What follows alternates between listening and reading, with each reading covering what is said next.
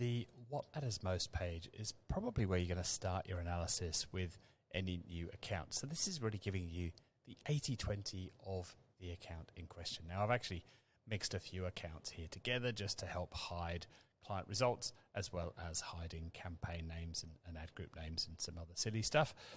But you'll get the general idea. So you've chosen your account at the top here. You've chosen your date range. This is where we get introduced to our filters. We have a filter for device. So to use these filters, you can either tick multiple options, or you can choose to just use that only button there to quickly segment all of your data just for that particular device that you would like to dig into.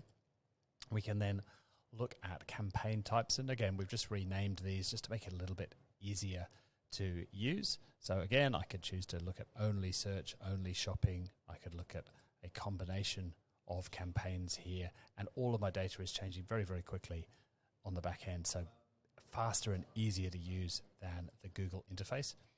And then I can even dig down into individual campaigns, and I'll show you a use case for that as we go. Across the top, we have some general data here, and this is going to change as we start to drill into various areas of our report. So let's start by looking at campaign type. We can see across these, again, 3 accounts, but let's pretend this is just the one account to make things easy.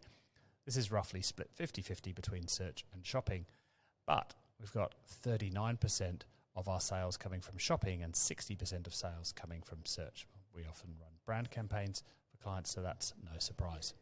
Also there you can see the ROAS and the difference to the average ROAS. So this is saying that the average ROAS here across all of my campaign types is 8.6.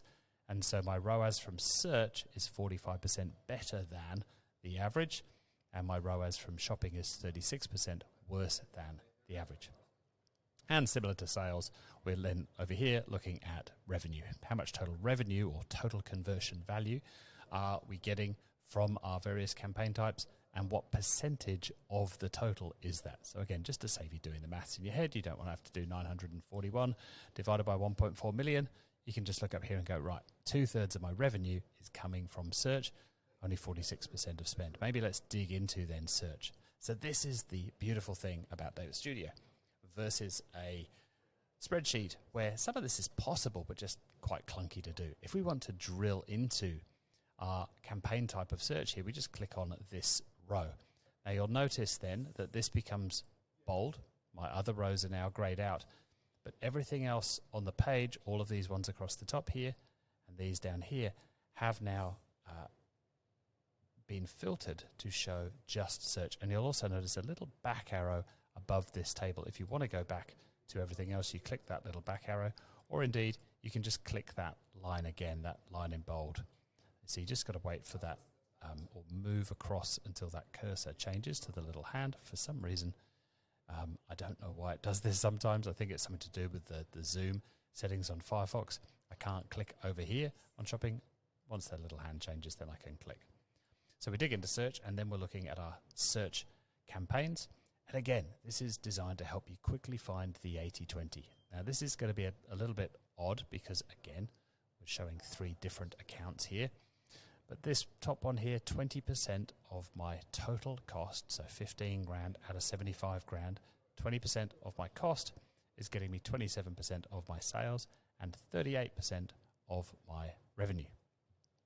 Well, I know that that's a brand campaign, so I'm not going to dig into that. But then I might find something like this. 12 grand, 16% of my total cost. It's got a ROAS of 5.8. Let's go dig into that search campaign, and then I'd be able to see all of the ad groups for that particular search campaign. And very quickly, I can see that one ad group here is doing all the heavy lifting. Sure, it looks like some great ROAS here because of the conditional formatting highlighting these higher values, but we can very quickly see that they're pretty insignificant and that this is the ad group that we care about. So if we want to go improve this particular campaign, there's really one place that we're going to spend almost all of our energy focused on, and that's going to be this ad group here.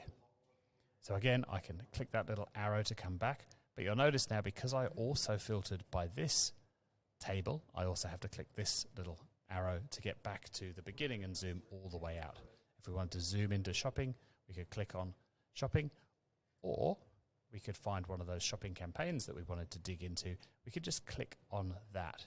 It will automatically filter this table for shopping, but you'll notice I don't have a little down back arrow up here because I didn't click into this table. I just clicked on a shopping campaign.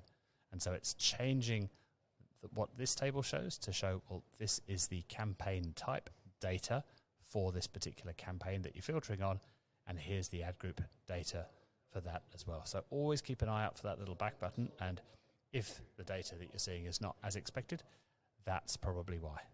This page is designed to help you figure out where to focus your time and effort and what maybe needs the most time and effort in order to improve your results.